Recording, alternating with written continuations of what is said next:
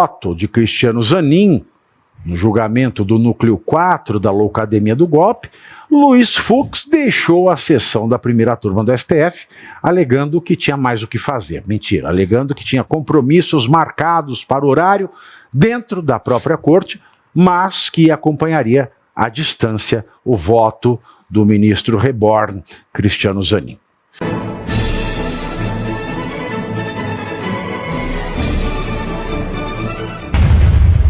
Dos infernos.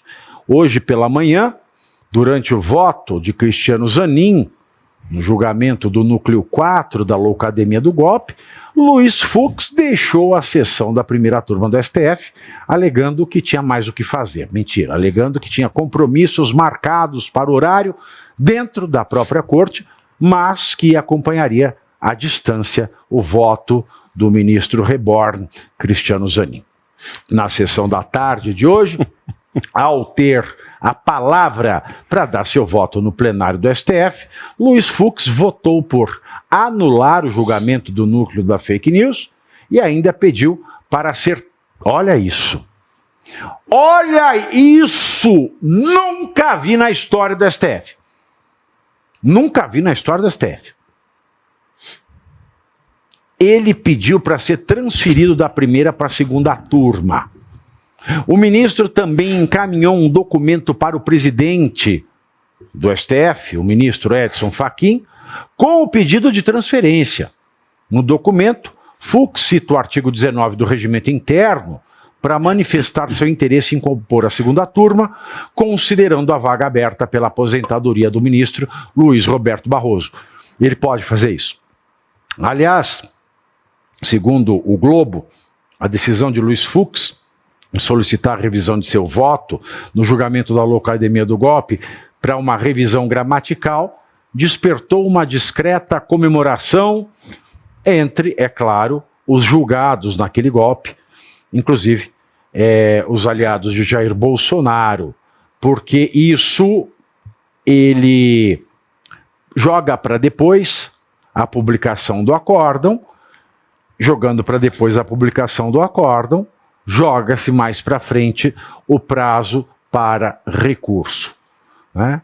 Essa animação, como eu disse, tem a ver com o cálculo de que se o Fux, o único a votar pela absolvição de Bolsonaro na primeira turma, esgotar todo o prazo de 20 dias previsto no regimento do Supremo para a liberação dos votos escritos, ele acabaria atrasando a finalização do acórdão por Moraes, o que poderia adiar a prisão em regime fechado para 2026, que é ano eleitoral. E digo mais, Fux, se você me ouve, Fux,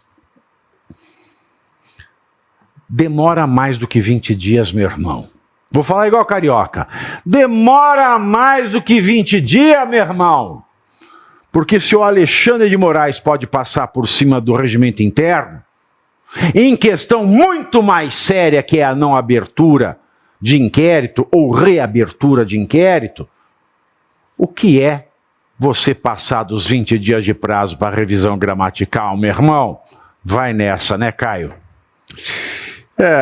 Pavinato, esse caso especificamente, dentre o voto do ministro Fux, ele inclusive aproveitou para citar ali que o PSDB em 2014 tinha pedido também uma revisão do processo eleitoral, uma conferência de votos, algo assim, e que tinha sido permitido, mas que em 2022 não tinha, né? O voto dele para anular esse julgamento, o que a gente consegue ter de leitura é que ele não quer participar do que ele entende como uma farsa. Juridicamente, ele enxerga uma farsa. Isso não é uma opinião minha. É o que o ministro está demonstrando. Ele lê todo esse processo, ele lê esses votos desses ministros e vê como a gente acabou de ver aqui. Se você troca as palavras por sinônimo, você vê que nada se sustenta. Você vê que é um grande arcabouço de uma grande história tentada contar, né, que estão tentando contar para tentar convencer a população de que nós quase sofremos um golpe, que não aconteceu porque alguém não pegou um táxi, que era a abolição violenta do Estado Democrático de Direito, com pessoas com Bíblia, garrafa de água, não tinha uma pessoa armada, não tinha absolutamente nada.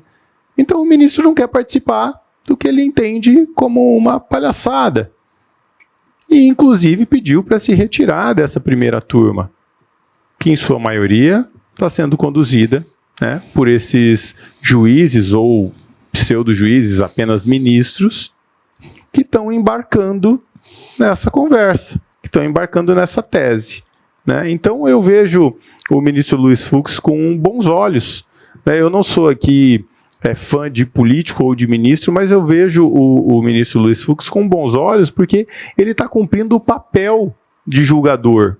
Ele não está embarcando em uma história política para tentar favorecer ou desfavorecer qualquer lado que seja da história.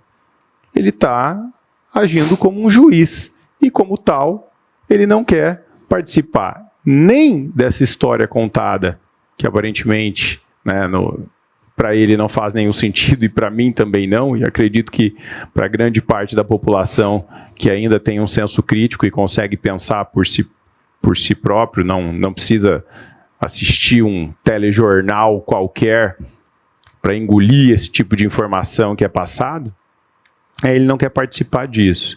Então, ministro, parabéns. A população brasileira ainda tem algum suspiro, alguma esperança de que isso aqui volte à normalidade, porque como está isso aqui, ó, pegando fogo. É toco cru pegando fogo para todo lado, na floresta, é toco cru pegando fogo. Você sabe uma coisa? Tem uma pessoa perguntando aqui, o que faz para o Supremo cumprir a Constituição? É Forças Armadas? Não, é o Senado, meu amigo, minha amiga. Quem obriga o Supremo a cumprir a Constituição, se ele estiver descumprindo, é o Senado. É por isso que eu falo, nem meio senador deve ser reeleito. Ah, eu não vou votar? Não, vote em outro. Vote em alguém novo. Quem obriga o Supremo a cumprir a Constituição quando ele não cumpre, que é o caso atual, é o Senado. E a gente não tem. A gente tem deputinhas federais e deputinhas sêniores. Mas, Pavi, eu concordo. Com a calcinha tochada no rego. Eu concordo 1000%, é a única saída, tá, que nós temos, de fato o Senado tomar a posição da responsabilidade que lhe é conferida. Agora, se isso vai acontecer, a probabilidade é muito baixa, e é por isso que nós temos que fazer o que o Pavinato fez, escolher senadores diferentes daqueles que estão ali, porque aqueles que estão ali não têm capacidade para trazer o Brasil de volta para os trilhos. Né? Então, essa última eleição de presidente de mesa diretora, que reelegeu, né, o Davi Alcolumbre para a presidência do Senado, porque ele já foi presidente anteriormente, depois fez o Rodrigo Pacheco e agora voltou para a mesa, não faz o menor sentido, é a continuidade do sistema. Ai, mas o meu político falou isso, porque a direita, os políticos da direita... Não tem, é tudo burro! É tudo burro. Se você de direita acha que teve um xadrez, é tudo burro. Tá?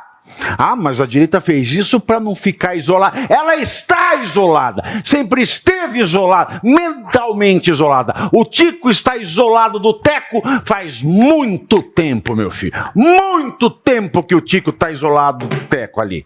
E se não está, é safadeza, sim. É safadeza, sim, pirilim. É isso aí. E a direita, no meu ponto de vista, ela perde a oportunidade de fazer aquilo que a esquerda faz, que é demonstrar solidez ideológica, que é quando você acredita naquilo que você diz, e você luta por aquilo.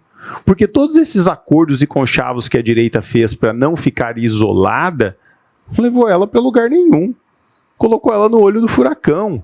Não se negocia com bandidos. Não é esse o ditado? Eu acho que é esse, né? Não se negocia com bandidos. Eu acho que é isso. Né? A mesma coisa serve para essa situação. Não se negocia com teu inimigo. Se a direita ela quer buscar, através do meio democrático que é o Senado, frear este avanço jurídico que nós temos sobre o nosso país, o avanço jurídico sobre o próprio Senado. Porque, Pavi, o que me preocupa é o seguinte, nós já tivemos em outras situações, inclusive no governo Bolsonaro, nós tivemos a possibilidade de tentar ali emplacar a PEC da Bengala. Só que se a gente fizer isso, o que vai acontecer? O STF vai vir e vai dizer, não, isso aqui é inconstitucional, acabou. Então é muito complicada a situação que a gente está hoje, porque os próprios senadores estão dando força para aprovar nomes que, inclusive, vão fortalecer a Suprema Corte e enfraquecer ainda mais o Senado, como é o que pode acontecer. Você sabe uma coisa? As pessoas não gostam de ouvir a verdade, porque a verdade é uma coisa áspera. A verdade, a mentira é que é gostosa de ouvir. A verdade é difícil. A verdade é pancada, meu irmão. O PT, nos anos Bolsonaro, ele se comprometeu com alguém para ter cargo no governo Bolsonaro? Você viu o PT tentar alguma vantagem? O PT amargou ali os 2 anos Temer, os 4 anos de Bolsonaro, e sem não nada. Negociou. Não negociou. Agora, não. Porque tem várias verdades que as pessoas precisam ouvir. Fala assim, eles têm capacidade, mas são covardes. Se é covarde, não seja homem público. Mas se ele fizer alguma coisa, ele vai sofrer represálias. Se você está pensando nos seus interesses privados, não seja homem público. Homem público é para ser herói. Caso contrário, não seja homem público. Se você continuar com a mentalidade de que o homem público deve colocar sua vida privada à frente, você é um trouxa. Porque é você, privado, que paga o dinheiro da vida privada dele. E é por isso que o interesse público vem antes que a vida privada que ele tem. Aliás, esse é o conceito de homem público. Não fosse isso, não haveria diferença entre homem público e homem privado. Mas o que a gente está vendo se formar no Brasil hoje é uma horda de homens chamados públicos que querem submeter o público aos seus interesses privados. Porque o homem público não devia poder ser vítima de calúnia, injúria e difamação. Ele devia aguentar o tranco. Quem é vítima de calúnia, injúria e difamação é o homem privado. Agora, está tudo invertido nesse país. O homem privado só toma na tarraqueta e o homem público coloca na tarraqueta do homem privado, que ainda tem que pagar o salário, os jetons, os penduricalhos todos do homem público. É uma vergonha ser brasileiro.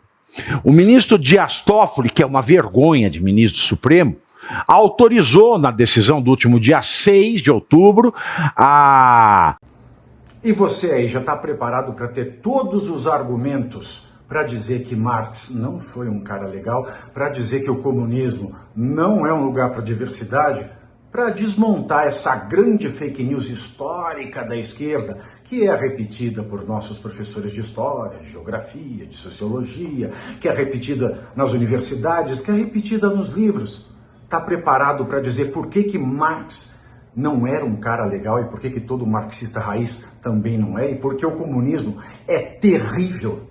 Você já leu Nos Anais de Marx? Pois é, aqui nesse livro você vai encontrar tudo o que você precisa saber para responder aquele sabichão que diz que Marx é um cara legal, pois não é. Leia agora Nos Anais de Marx, a trolha do comunismo transviado para encaçapar idiotes. À venda em todas as livrarias do Brasil, pelo site ou nas lojas físicas. Não deixe de ler.